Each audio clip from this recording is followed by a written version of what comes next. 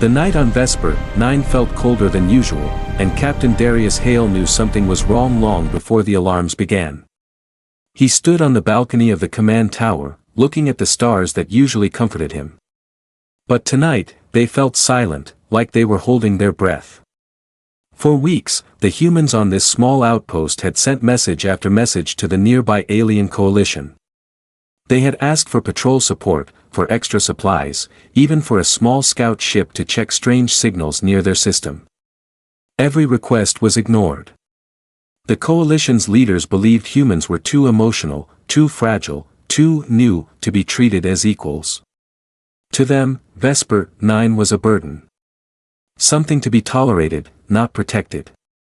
But for the humans living there, it was home. And home was now in danger.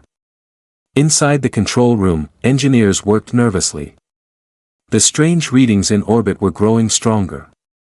Unknown energy spikes moved like shadows across their sensors. But no matter how many scans they ran, they never got a clear picture. Darius stepped in, his voice steady even though his heart was not. "What do we know?" he asked. Lieutenant Mara shook her head. "Nothing clear, sir. The signals are shifting too fast. It looks like something is hiding." Darius felt a chill run down his spine.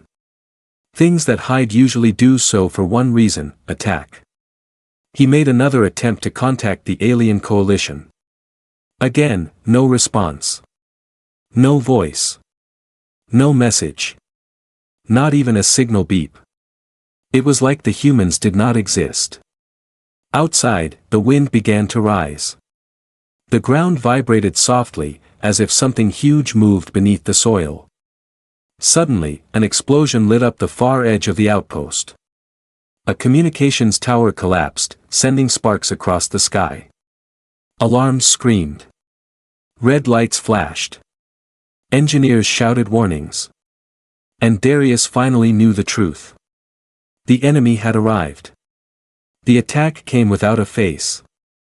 First, the ground shook again, harder. Then the power grid flickered. Then black shapes moved fast across the outer security cameras.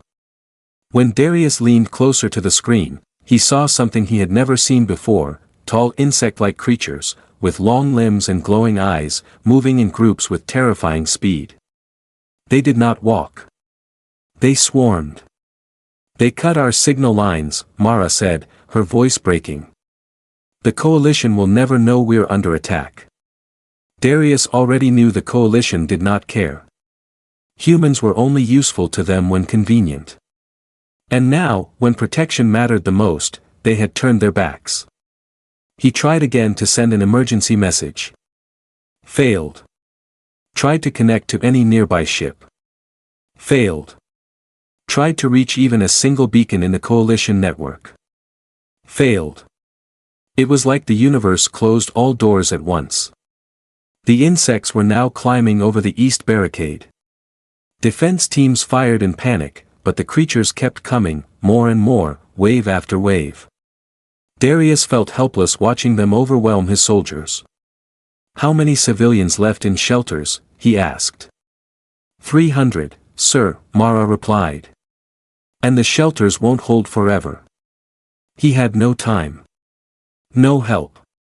No options. Except one. A final system remained that no one ever used: the Deep Space Broadcast Tower. It was old, unstable, and only meant for long-range distress calls. Its signal reached far beyond the coalition. Some said it reached places that should never be contacted. But Darius had no choice. He ran to the tower room himself, typing the emergency override. The screen flickered, showing a single option. SOS, unrestricted range. Mara reached him breathlessly. "Sir, if you send that, anyone out there can hear it. Even them." Them was a word no human liked to say. Because it referred to only one group. Deathworlders. Beings so strong and dangerous that even the coalition feared them. Darius swallowed hard. He looked at the collapsing defenses, at the outpost burning, at the civilians who trusted him to keep them alive. He pressed the button. A sharp signal shot into the darkness of space, carrying one message. This is Vesper 9. Human outpost under attack. Requesting immediate assistance. Please, anyone. The message repeated again and again. Darius stood silently, listening to the echoes of his own desperation filling the room. He did not believe help would come. The coalition had abandoned them. And the Deathworlders had no reason to answer. But deep in the galaxy, far from Vesper 9, something heard the call. And it stopped everything. Because no one harmed humans without consequences.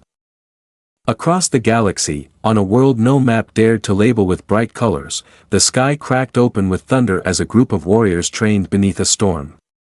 This was Ragnar 4, home of the Deathworlders, beings shaped by extreme weather, savage creatures, and a history written in battles.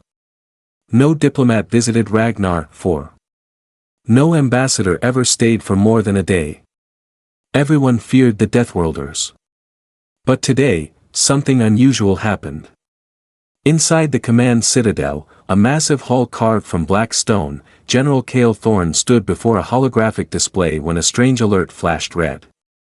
His soldiers stopped their training as a deep vibration rippled through the structure. One of the technicians frowned at the console. "Sir, we received an SOS." Cale did not look impressed. "From who?" The technician hesitated. "Humans." The entire room froze. No one spoke. No one moved. Even the storm outside felt silent, like the planet itself was listening. Cale stepped closer. His eyes narrowed as he replayed the message. The recording of Captain Darius Hale filled the hall, broken and shaking. "We are under attack. Civilians trapped. No response from coalition. Please, anyone." Cale clenched his jaw. Deathworlders never forgot their history with humans. Centuries ago, when Ragnar 4 had been poisoned by alien invaders, it was humans, weak by galactic standards, who had come to help. They risked their own extinction to save a people far stronger than themselves. Humans had offered compassion. Deathworlders had offered a vow. If humans ever call for help, the vow said, Ragnar 4 will answer.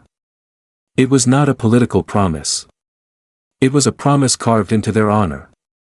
Cale turned to his officers. "Where is the outpost located?" "Vesper 9, the technician replied.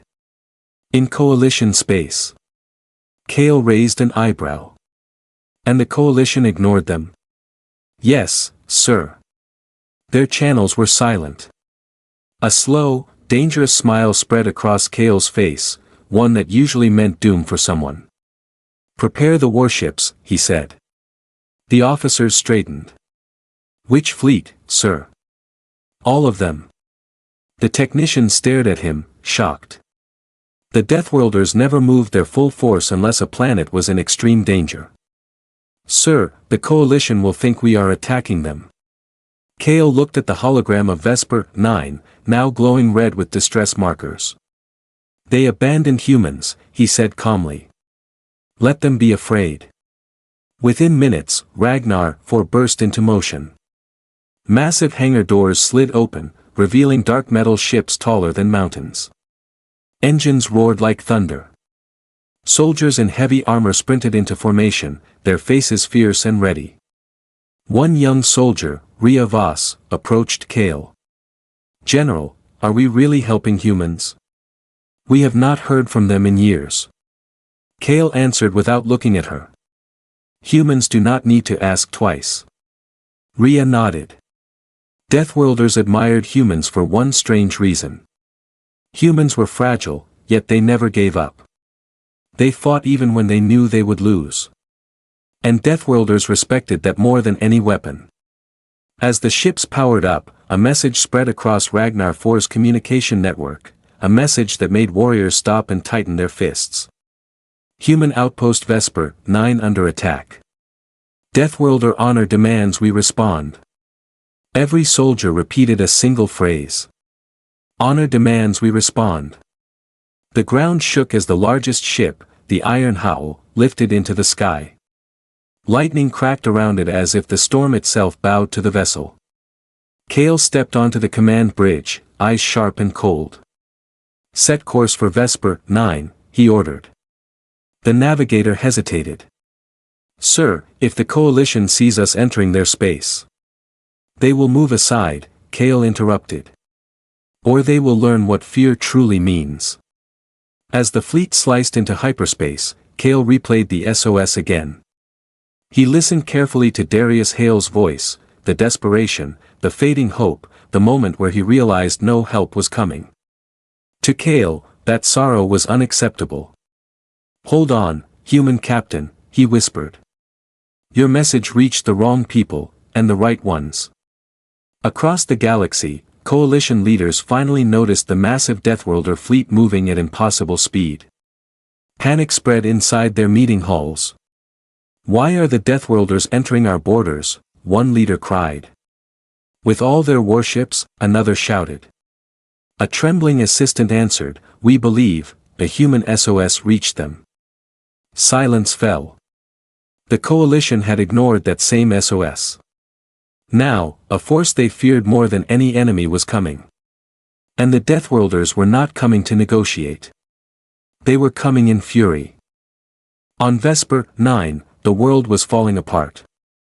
Captain Darius Hale ran through smoke-filled corridors as the insectoid creatures swarmed deeper into the outpost. Their bodies clattered like metal scraping against stone, and their glowing eyes searched for any human movement. The shelters were barely holding. The barricades were breaking. Every soldier was fighting out of fear, not hope. Darius reached the command deck and looked at Mara. How bad is it? Mara's hands shook over her console. We lost the East Wing. The creatures cut power there. And the West Wall is collapsing. And civilians? They are trapped, sir. We cannot move them without being overrun. Darius stared at the map of the base. Red dots spread across it like blood. The creatures were strong, fast, and coordinated. They did not look like an invading army, they looked like a force designed to erase a species. He thought about the SOS he sent into the void. One message. One last hope. But the screens were still empty. The stars outside were silent. Then, a thunderous sound rolled across the outpost. Not an explosion. Not a quake. A sound from the sky itself, as if the heavens were tearing open. Everyone in the command room froze. Sir, what is that? Mara whispered.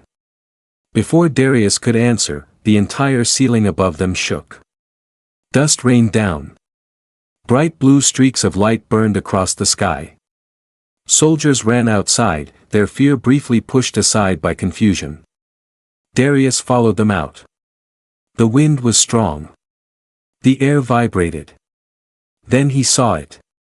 A massive tear of light opened high above the planet, like a window into a storm. Ships began exiting hyperspace. Not small ships. Not rescue pods. Warships the size of floating cities. Dark metal. Heavy armor. Blazing engines. Symbols burned across their hulls, red claws wrapped around a white sun. Every human recognized that emblem. A soldier dropped his weapon. Mara's eyes widened in disbelief. Deathworlders, she whispered. They are really here. Darius felt his heart pound. They heard the SOS. The sky now swarmed with their ships, 3, then 5, then dozens, each one roaring with power. The insectoid invaders hesitated, their limbs clicking nervously. Even they could feel the change in the air. A deep, echoing voice boomed from above as a massive dropship descended toward the outpost. This is General Kale Thorn of Ragnar 4. Humans, stand back. Your enemy is now ours. The insectoid creatures screeched wildly as if the name alone terrified them. The dropship slammed into the ground with force that cracked the soil. Dust exploded into the air. The doors exploded open, and the first Deathworlder stepped out. He was enormous, taller than any human soldier, covered in black armor with glowing red lines. His helmet opened, revealing fierce eyes and a hardened face marked with battle scars. He looked at the closest insectoid. The insectoid screeched. The Deathworlder smiled. And then the battlefield exploded. Deathworlders moved faster than the human eye could follow. Their weapons cut through the insectoid bodies with brutal precision. Their punches sent creatures flying into walls. Their roars shook the air.